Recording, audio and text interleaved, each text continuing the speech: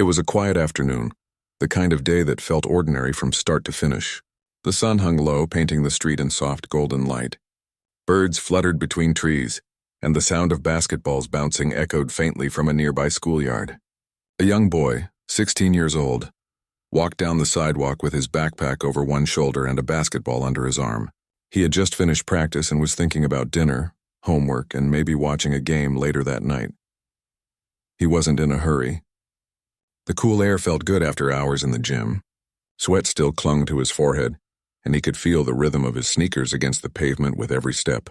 Music played softly in his headphones, an upbeat song that always lifted his mood. For a while, everything seemed normal, simple, peaceful. He had walked this same route hundreds of times before, from the school gym to the small neighborhood where he lived with his parent. It was a safe community, mostly quiet with neat lawns and friendly neighbors who waved whenever they saw him. But that day something felt different, though he couldn't say why. Maybe it was just the uneasy way a police car slowed down when it passed him the first time. At first, he didn't think much of it. Police cars often drove through the area. But when the same car turned around at the next block and rolled slowly behind him, his heart started to beat faster. He turned his music down, pretending not to notice, but his body tensed. He knew that feeling. The car came to a stop beside him, and one of the officers rolled down the window. "Hey, you there. Stop for a second," one of them called out. He paused, confused. "Yes, sir," he said, trying to sound respectful. "Where are you coming from?" the officer asked, scanning him from head to toe. "From school. Basketball practice," he replied, lifting the ball slightly to show it. The officer's partner leaned over. "You got some ID on you?" The boy nodded and began to reach into his pocket, but the first officer's voice came sharp and fast. "Hold up! Keep your hands where I can see them." He froze instantly, his heart now thumping so loud he could hear it over the quiet street. "I'm just getting my school ID," he said softly, raising both hands again. The officers got out of the car. One stayed a few steps behind while the other approached slowly, studying him as if trying to solve a puzzle. "We got a call about a break-in a few blocks from here," the officer said. "You fit the description." The boy frowned. "Sir, I just came from the gym.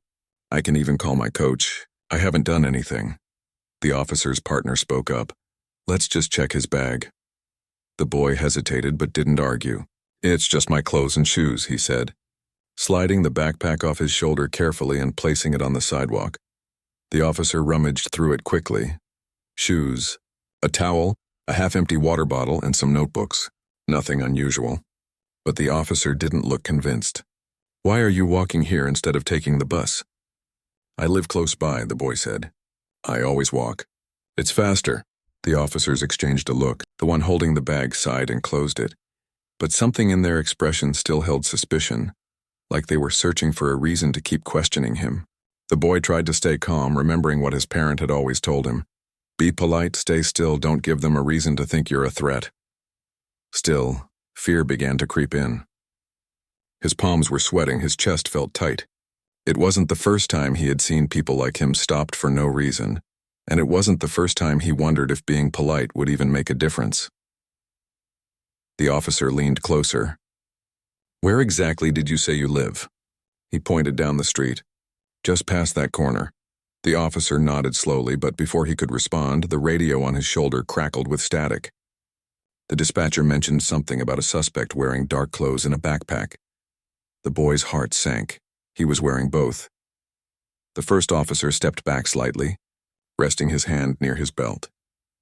"We're going to need to ask you a few more questions," he said. People were beginning to notice now. A man walking his dog stopped on the sidewalk across the street. A woman peered through her window blinds. The air felt heavier, almost like time had slowed down. The boy tried to steady his breathing. "You can call my parent," he said quickly. "They'll tell you who I am." But his words seemed to go unheard. One officer circled around behind him. "Turn around," he ordered. "Wait, why?" "I didn't do anything," the boy said, his voice cracking slightly. "Just do as we say," the officer replied. "We're just checking things out." He turned around slowly, hands still raised. The wind rustled the leaves nearby, but otherwise the street was quiet. He could hear his own heartbeat. Every second felt longer than the last. He heard the sound of another police car approaching from behind, then another. Blue and red lights flashed against the houses. It was all happening so fast. His phone started to ring in his pocket. It was his parent calling. He wanted desperately to answer, but one of the officers shouted, "Don't move. I just want to answer. Hands where we can see them." He froze again. His phone kept ringing, buzzing in his pocket, and he silently prayed his parent wouldn't hang up, that maybe they'd sensed something was wrong. A few more officers arrived. They didn't say much, just looked around as if deciding what to do next. The boy tried again. "Please, I didn't do anything. I'm just trying to go home." The first officer sighed. "Look, kid, if you're not guilty, you got nothing to worry about. We'll sort this out." But he didn't feel safe. His stomach was tight with anxiety. He didn't even know what they thought he had done. The basketball rolled from under his arm and stopped near the curb. For some reason, that small thing, the sound of it bouncing once before going still, made everything feel even more unreal. Then, something unexpected happened. One of the neighbors stepped outside. She looked at the scene and frowned. "That's the Johnson's boy," she said to one of the officers. "He lives right down there. He's a good kid. He's not in trouble." The officer hesitated for a moment. The boy didn't know whether to feel relieved or even more embarrassed. It was strange, having your character defended by a neighbor while standing surrounded by police lights. Still, the officers didn't back down. "Ma'am, we're just following protocol," one of them said. The woman crossed her arms. "Well, your protocol looks a lot like harassment to me." The street grew quieter after that. No one said anything for a while. The officers seemed to be talking among themselves quietly. The boy kept his hands visible, not daring to move, just waiting for something, anything, to change. He didn't know that at that same moment. His parent was already in the car, following the phone's location after he didn't answer. They were just minutes away, driving faster with each passing second. Back on the street, the officers finally decided to check the security footage from the store that had been broken into. One of them spoke into his radio while the others stood watch. The boy shifted slightly, his legs numb from standing still so long. "Can I please just call my parent?" he asked quietly. The officer ignored him. He just stared down the street, waiting for a response on his radio. When the reply finally came, it wasn't clear what was said, but the officer's face changed. He looked uncertain. He turned toward his partner and muttered something under his breath. For a brief moment, the boy thought it might finally be over. But before anyone could say anything else, another car pulled up fast, a dark SUV this time. It came to a sharp stop by the curb. The door opened and someone stepped out quickly, walking with purpose. The officers looked up, instantly alert. The boy's eyes widened. He knew that car. He knew that voice calling his name. Relief rushed through him so suddenly that he almost felt dizzy. He didn't know exactly what was about to happen next, but something in the air shifted. The officers' faces changed from stern to uncertain. The person stepping toward them wasn't just another parent. They were someone who commanded immediate respect. The boy exhaled slowly, the tension in his chest loosening just a little. For the first time in what felt like forever, he thought maybe this was going to end differently. The dark SUV stopped beside the flashing patrol cars, its headlights cutting through the fading evening light. The door opened fast and a tall figure stepped out, calm but firm, wearing a dark jacket and a serious look. The officers instantly shifted their posture as if they could sense this wasn't just another curious parent showing up. The boy stood still, his hands still raised slightly, not sure what to do. His heart was pounding so hard he could feel it in his throat. When the familiar voice called his name again, softer this time, he finally lowered his arms a little, a wave of relief washing over him. The person approaching moved quickly but with control, not shouting or rushing, just walking with the confidence of someone who knew exactly what they were doing. One of the officers stepped forward, trying to sound in charge. "Sir, please stay back. We're handling a situation here." The parent didn't stop walking. They reached into their jacket pocket, pulled out a small leather badge holder and flipped it open. The gold letters glinted under the streetlight. FBI. The effect was immediate. The officer's tone changed, his confidence slipping away. The others straightened, exchanging uneasy looks. "Handling a situation," the parent repeated, their voice calm but sharp. "That's my child you've got surrounded."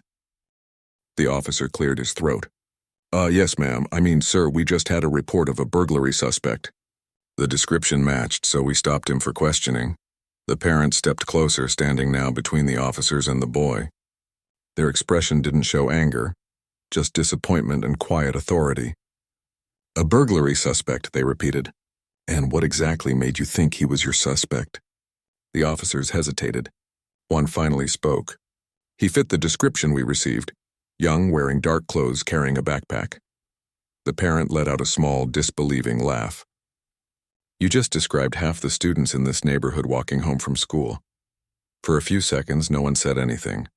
The only sound was the faint hum of the police radios and the boy's uneven breathing. The officers began to realize the seriousness of the situation, not just because they'd stopped the wrong person, but because they had stopped the wrong person's child. The parent turned to look at their son. "Are you okay?" they asked gently. He nodded, though his voice trembled when he spoke. "I didn't do anything. They said I looked like someone." The parent placed a steady hand on his shoulder. "I know. You don't have to explain." Then they turned back to the officers, their tone shifting again, calm but cutting. "How long have you been holding him?" "About 15 minutes, one said quickly. "We were just waiting for confirmation from dispatch." "Did you have probable cause?" the parent asked. "Any physical evidence? Did you see him running from the scene? Carrying stolen property?" The officer's mouth opened, but no words came out. The parent continued, "Because what I see is a 16-year-old boy standing on a sidewalk with a basketball, surrounded by armed officers who can't seem to explain why he's here." The words hung heavy in the air. The neighbors were still watching from their porches and windows. Some had started recording quietly on their phones. The boy noticed them and felt a mix of embarrassment and exhaustion. He had done nothing wrong, yet somehow the entire street was watching him like he was part of a show. The parent's voice softened, but the steel in it remained. "You need to let him go now." The lead officer nodded quickly, motioning to his partner. Of course. We were just, making sure." They stepped back, giving space. The boy exhaled shakily, lowering his hands completely for the first time in what felt like hours. The parent took a deep breath, trying to steady their own emotions. They had seen hundreds of tense situations in their career, but nothing felt like seeing their own child at the center of one. One of the younger officers spoke quietly, almost apologetic. "We're sorry, sir. We were just following the call." The parent looked at him for a moment. Following the call is one thing. Forgetting to use judgment is another. The younger officer nodded slowly, not meeting their eyes. The parent turned back to their child. "Let's go home," they said softly. But before they left, they took a moment to speak directly to the lead officer again. "What's your badge number?" The officer hesitated, then recited it quickly. The parent nodded. "Good. You'll be hearing from my office." They started walking toward the SUV. The boy followed silently, clutching his basketball tightly under one arm. Every step felt heavier than the last. The lights from the patrol cars flashed behind him, but he didn't look back. Inside the car, the silence was thick. The parent started the engine but didn't drive yet. They turned to him. "I'm proud of you," they said quietly. The boy blinked in surprise. "For what?" "I didn't even do anything." "For staying calm," they replied. "For keeping your head when things got out of control." "That's not easy." He looked down at his hands. "I thought—" He stopped, not finishing the sentence. His parent waited.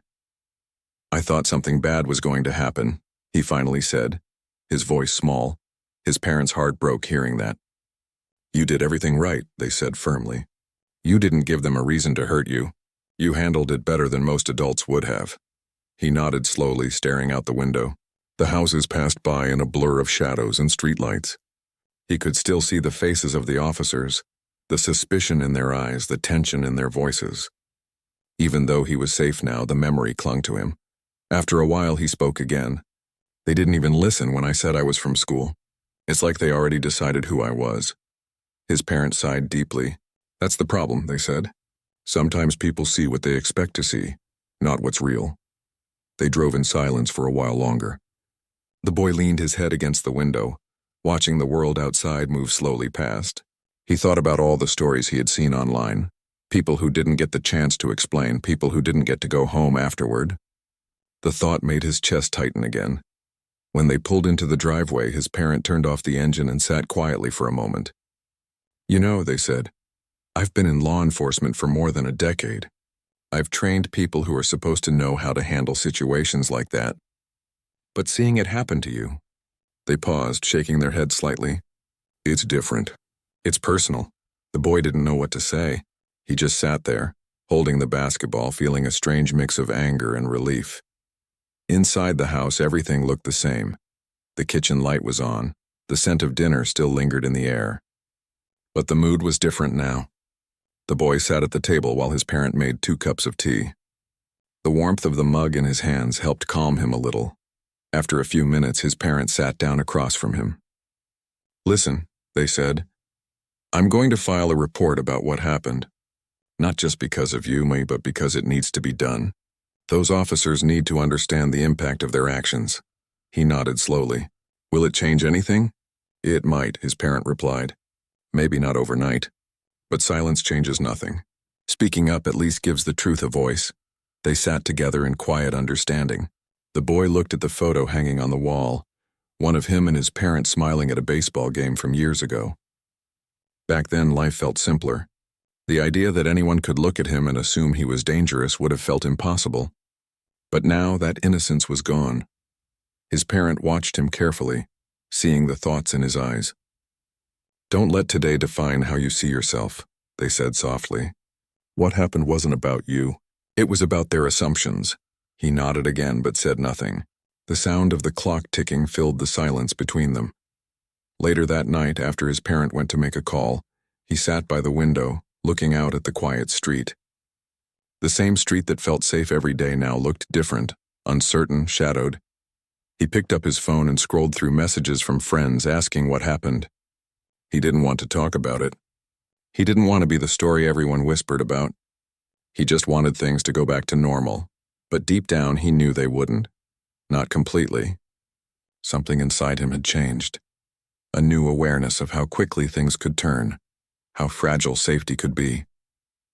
Still, as he looked down the street, he also felt a strange kind of strength. He had faced something terrifying and walked away standing, and no matter what came next, he knew he wasn't alone. The next morning began quietly, but the silence felt different. It wasn't peaceful. It was the kind of silence that sits heavy in the air, reminding you of what happened the night before. The boy woke up early, even before his alarm. His mind was still replaying everything.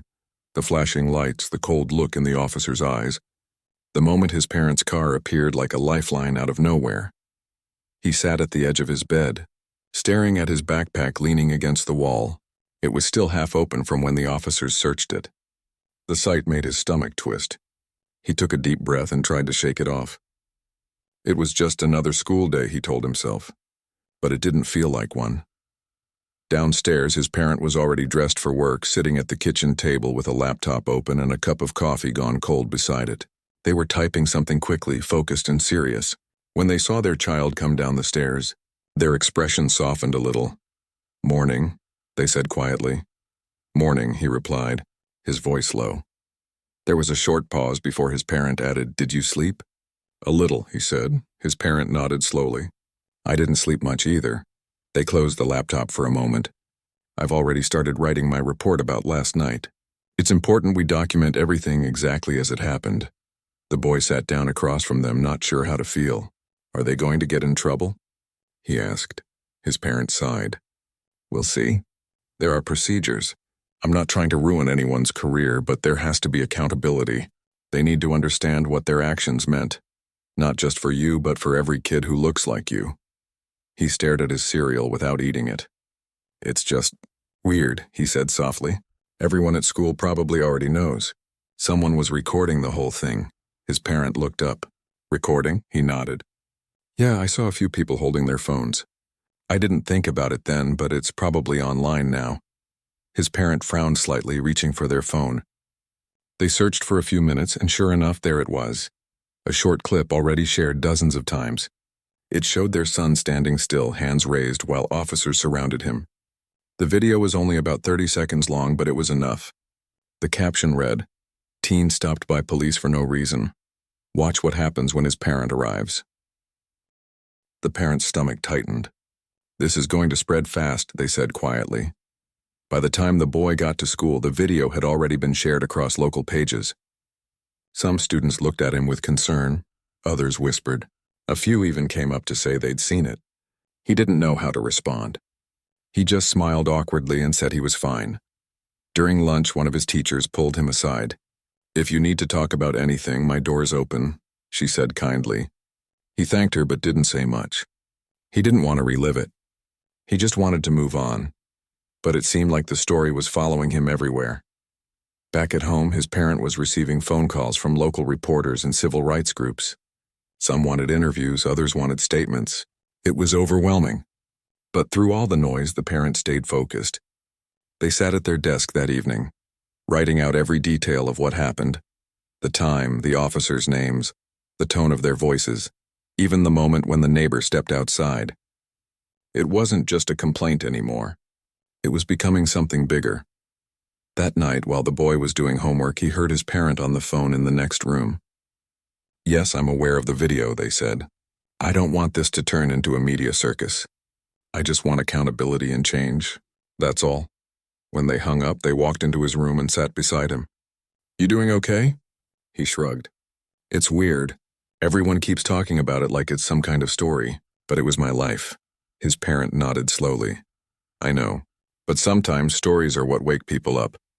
The next few days passed in a blur. The video kept spreading, now shared by bigger accounts, even local news stations. The headline always sounded the same. "Police stop teen without cause. Parent reveals they're an FBI agent." Some people online praised the parent for stepping in. Others said it shouldn't take a badge for someone to be treated fairly. The boy saw comments that made him angry, others that made him want to cry. People who didn't even know him were arguing about him. At work, the parent was called into a meeting with their supervisor. They had already heard about the situation. "We support you," the supervisor said, "but this is going to draw attention to the bureau. Be careful how you handle the media." The parent nodded. "Understood. My focus is on my son, not publicity." Later that evening, they both sat together watching the local news. The video played again, this time with a reporter explaining what happened. The camera cut to a short statement from the police department saying they were reviewing the incident. The boy looked down, fidgeting with the hem of his sleeve. "I don't want people to feel sorry for me," he said quietly. His parent turned to him. "This isn't about pity. It's about truth. What happened to you was wrong, and people seeing it might make others think twice before letting it happen again." He nodded slowly, still unsure. The following week, the parent was invited to attend a town meeting about community safety and police relations. They weren't sure they wanted to go, but the more they thought about it, the more they realized they had to. Not just as an FBI agent, but as a parent. When they arrived, the room was full. Reporters, neighbors, and community members had gathered, all buzzing with tension. The mayor spoke first, promising to look into new training programs for local officers. But when the floor opened for comments, it was the parent who stood up and spoke. "I've spent most of my career working in law enforcement," they began, their voice steady but emotional. "I believe in what it stands for, to protect and to serve. But last week my son was treated like a criminal for simply walking home from school, and the only thing that changed the outcome was the badge I carry." The room went quiet. Every word carried weight. "That shouldn't be the difference between safety and fear," they continued. "Every child, every person deserves to be treated with respect, no matter what they look like or where they come from." When they finished, the crowd clapped softly. Some nodded, others wiped their eyes. It wasn't a speech of anger. It was one of truth. Afterward, people came up to thank them, parents, teachers, even a few officers who admitted they were reflecting on their own behavior. The parent walked out of the building that night feeling a small sense of hope. Maybe, just maybe, something good could come out of something painful. At home, the boy was waiting up. "How was it?" he asked. "It went well," the parent said with a small smile. "People listened." "That's a start," he nodded. "Good." He hesitated before adding, "Do you think they'll change?" His parent thought for a moment. "Change takes time," they said honestly. "But if even one person thinks differently after this, it's worth it." As the days went on, the attention around the story began to fade, but its impact lingered. Teachers used it as a discussion topic in class. Neighbors treated the boy differently. More aware, more understanding. The officers involved were placed under review, and though no one said what would happen next, the message had already been sent. One evening, the boy sat on the porch watching the sunset. The street looked calm again, the same as it always had. But he saw it differently now. It wasn't just a place where he lived. It was a place where something had changed. His parent came out and sat beside him, 2 cups of tea in hand. They sat quietly for a while, just listening to the wind and the distant sound of kids playing down the block. Finally, the boy spoke. "I still don't like what happened," he said softly. "But I'm kinda glad people saw it. Maybe it'll help someone else." His parent smiled faintly. "That's a wise way to look at it." The boy looked up at the fading light. "I just wish the world was different." "Me too," the parent said. But change starts small, sometimes with just one story, one truth, one voice that refuses to stay silent. They sat there until the sun disappeared completely, the soft hum of evening wrapping around them.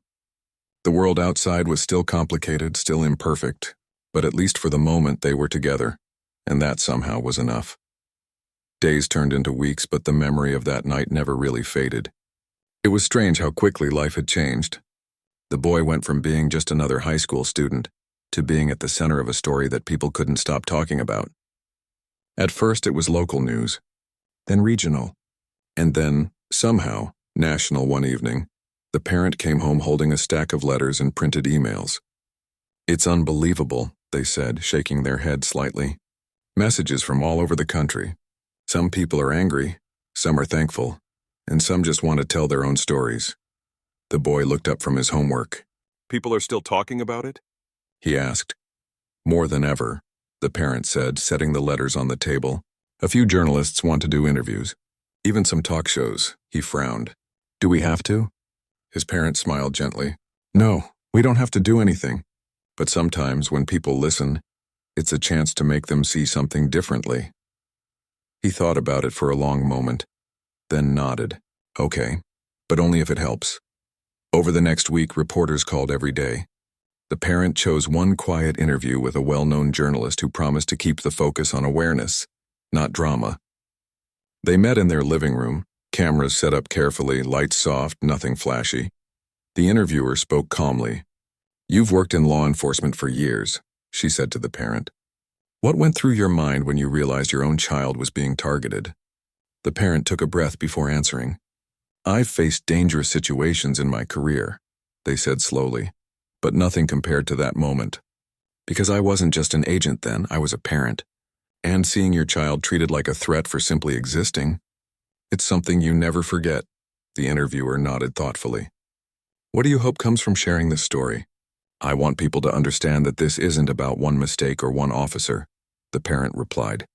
"It's about a mindset, the kind that sees suspicion before humanity. That's what has to change." When the interview aired, it spread faster than either of them expected.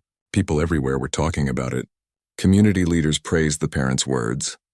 Others shared their own experiences of unfair treatment. It started conversations that had been quiet for too long. But with the support came something else: criticism. Online comments began to turn mixed. Some accused the parent of using the badge to make a point. Others said the boy was lucky things didn't end worse. Reading those words hurt, even though they tried to ignore them. One night, the boy sat on his bed scrolling through his phone, reading comments under a video clip of the interview. His chest tightened as he saw strangers arguing about his life like it was a debate topic. He set the phone down and rubbed his face. His parent knocked on the door gently. "You okay?" He hesitated. "Why do people say such mean things when they don't even know us?" His parent sat beside him on the edge of the bed. "Because sometimes it's easier for people to deny what's wrong than to face it. It's uncomfortable for them." He looked up. "So we just let them say whatever?" "Let them talk," the parent said softly. "We'll keep doing what's right." The boy nodded, though he didn't feel much better. Still, hearing those calm words helped him hold his head a little higher the next day. In the weeks that followed, small changes began to appear in their community. The police department announced new training programs. Local schools started holding assemblies about bias and respect. Even the town council passed a motion to create a review board for public complaints. It wasn't everything, but it was something. One day after school, the boy was approached by a younger student he didn't know very well. "Hey," the kid said shyly. "I saw what happened to you on TV. I just wanted to say, you made me feel braver. My brother went through something like that once." "You made people talk about it." The boy was surprised. He smiled awkwardly. "Thanks." "I didn't mean to make it a big deal." The kid nodded. "Sometimes you don't mean to, but it still matters." When he got home, he told his parent about it. The parent smiled and said, "See, even one person seeing things differently makes a difference." But behind that smile, there was still a heaviness. The parent was under quiet pressure at work. A few coworkers were supportive, but others were distant, uncomfortable. Some whispered that they had made the bureau look bad. It was subtle, but it was there. The sideways glances, the awkward silence when they entered a room. One afternoon, after a long meeting, a colleague pulled them aside. "You know," he said carefully, "you're right to stand up for your kid. But maybe it's time to let it rest. It's drawing a lot of attention." The parent looked at him calmly. If attention brings change, then maybe it's exactly what's needed. The colleague gave a half smile and walked away, leaving the parent with mixed feelings. Change was never comfortable, not for anyone. Meanwhile, life for the boy slowly began to feel normal again. He went to basketball practice, hung out with friends, focused on school.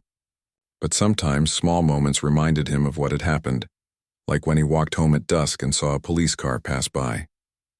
His chest would tighten just a little, even if nothing happened. One evening, his parent offered to drive him home after practice. "You don't have to," he said, trying to sound casual. "I know," they replied, "but I want to." As they drove through the quiet streets, the boy looked out the window and said, "You ever think things will actually get better?" His parent kept their eyes on the road. "I have to believe they will," they said softly. "That's the only way to keep going." They stopped at a red light. Outside, 2 police officers were standing by a patrol car, talking. One of them looked over, recognized the parent, and gave a small nod. Not out of fear, but out of respect. The parent nodded back. For a brief moment, there was something unspoken between them, a shared understanding that change had to start somewhere. That weekend, they were invited to a community event where local officers and families came together for a basketball game meant to build trust. The boy didn't want to go at first, but his parent insisted gently. "Maybe it'll help you see that not everyone is the same," they said. He agreed reluctantly, expecting it to be awkward. But once the game started, laughter filled the air. Kids played, parents cheered, and even a few officers joined in, joking and high-fiving. After the game, one of the officers from that night approached the parent and the boy. His face showed genuine regret. "I wanted to say sorry," he said quietly. "I know an apology doesn't fix it, but I've been thinking about that night a lot. I've been trying to learn from it." The parent looked at him for a moment before nodding. "Thank you," they said simply. "That's a start."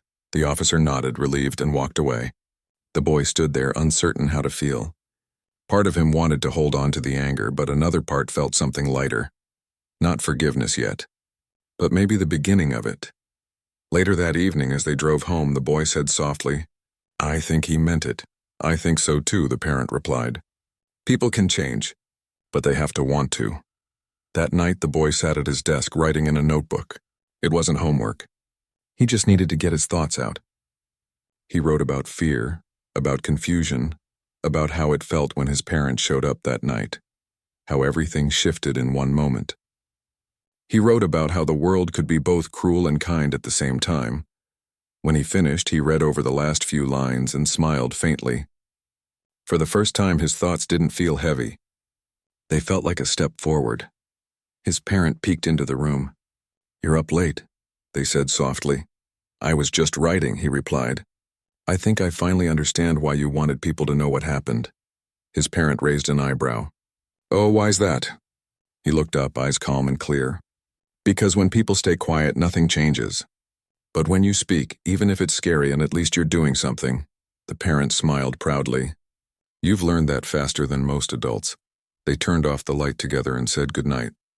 The house fell silent, but this time it was a peaceful silence, the kind that comes when a storm finally begins to settle. Outside, the street lights glowed softly against the pavement.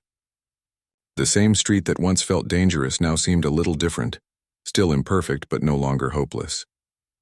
And as the boy drifted off to sleep, he dreamed not of flashing lights or loud voices, but of open skies and a world slowly learning to do better. The weeks after the community event passed quietly, but in a meaningful way. Life had returned to a rhythm that felt familiar, yet everything carried a new weight, a sense of awareness that hadn't been there before. The boy walked to school, still noticing the occasional curious glance, but now it didn't make him feel small or afraid. Instead, it reminded him of the changes unfolding, small but real, around him. His parent continued their work as usual, but the experience had shifted something inside them too. At the office, they quietly advocated for new policies, speaking up during meetings when discussions turned toward fairness and training.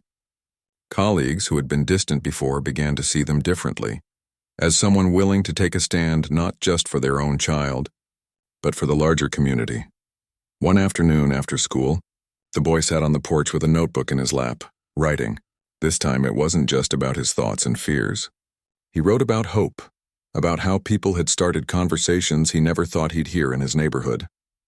He wrote about the courage it took to stand up for truth even when it scared him. His parent joined him, holding 2 cups of tea. "Writing again?" they asked softly. He looked up and nodded. "I think I'm done being quiet," he said. They smiled faintly. "You never were really quiet. You just didn't have the words yet." The boy took a sip of his tea and looked out at the street. The sun was low, casting long shadows on the pavement. He noticed a small group of kids playing basketball across the block, laughing and shouting. Some of the younger ones waved at him. For the first time, he felt connected to the neighborhood in a way he hadn't before. "Do you remember that night?" he asked quietly. "Every second," the parent replied. "I keep thinking about how fast things could have gone wrong," he said. "How someone could have just assumed the worst and that could have been it." His parent nodded, placing a hand on his shoulder. "I think about it too. That's why we do what we do now, to make sure it doesn't happen again. To you or anyone else." The boy leaned back, thinking about the people he had seen that night. The officers, the neighbors, even the reporters. Each of them played a part in the story, intentionally or not. Some had acted without thinking, some had chosen to speak up, and now, he realized, he could choose too. Over the next few months, both the parent and the boy became involved in ways they had never expected. The parent spoke at schools, sharing experiences and emphasizing the importance of fairness, respect, and understanding in law enforcement. Their talks were never about blame. They were about learning, reflection, and change. The boy joined a student group focused on awareness and community support. At first, he was hesitant. He didn't want attention, didn't want to be seen as the kid who was stopped. But slowly, he realized that being part of the conversation gave him control over the narrative. He could help others feel safe and heard. One day, the group organized a community workshop at the local recreation center. Families came, teachers came, and a few local officers attended too. The boy spoke first, nervous but determined. "I want to tell you something," he said, his voice steady despite the quiver he felt inside. "Last year, I was walking home from school when police stopped me. I hadn't done anything wrong. It was terrifying, but someone stepped in, my parent. And because of that, I'm here today able to tell my story. I want everyone to know that words, actions, and respect matter. Everyone deserves to be treated fairly." The room stayed silent for a moment. Then applause. People came up to him afterward, shaking his hand, hugging him, thanking him. Some shared stories of their own children.